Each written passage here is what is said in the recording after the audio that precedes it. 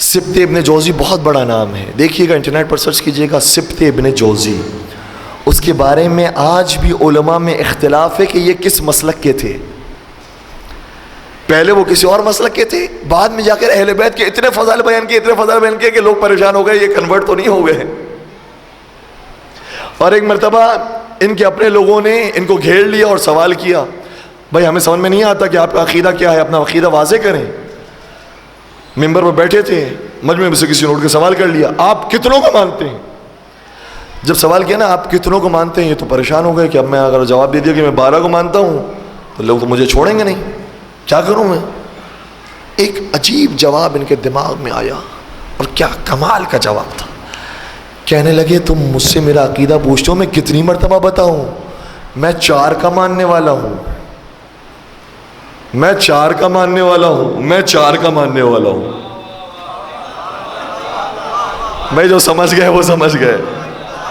یہ جواب دینے کے بعد وہ بھی چلے گئے.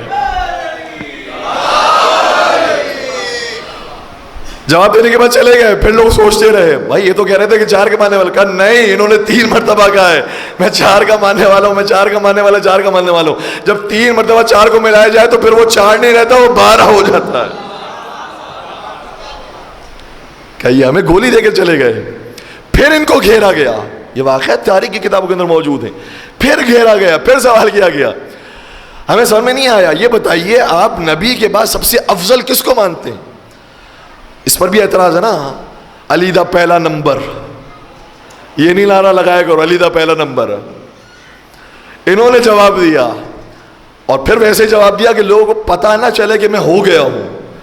اس لیے انہوں نے عربی زبان میں جملہ کہا، میں نبی کے بعد سب سے افضل اس کو مانتا ہوں کہ من کانت بنتہ فی بیتہ.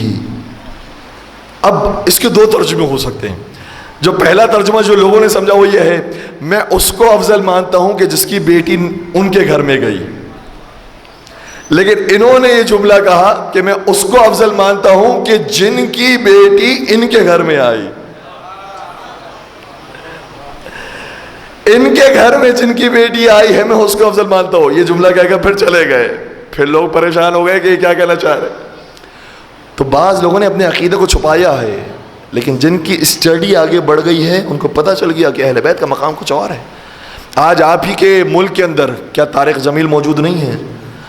مفتی طارق جمیل نے اتنا بیان کیا اہل بیت کو، اتنا بیان کیا کہ لوگوں نے مجبوراً کہنا شروع کر دیا کہ یہ تو پکے کنورٹ ہو گئے ہیں. اور ایک صاحب نے، اب بات آئی ہے تو میں بیان کر دوں ورنہ یہ بڑی راز کی بات ہے، ان کو عشرہ پڑھنے کی دعوت دی. تو ان کا جواب یہ تھا کہ بھائی میں جو وہاں بیٹھ کر کام کر سکتا ہوں وہ ممبر پر آ کر نہیں کر سکتا، کہ مجھے وہی رہنے دو. میں وہاں رہ کر جو اہل بیت کے فضائل بیان کر سکتا ہوں، اگر میں یہاں تمہاری محفل میں آ گیا تو پھر یہ مجھے سننا چھوڑ دیں گے.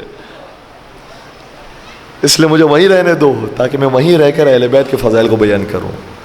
تو بہت سارے لوگ ہیں جو اندر سے تبدیل ہو گئے ہیں.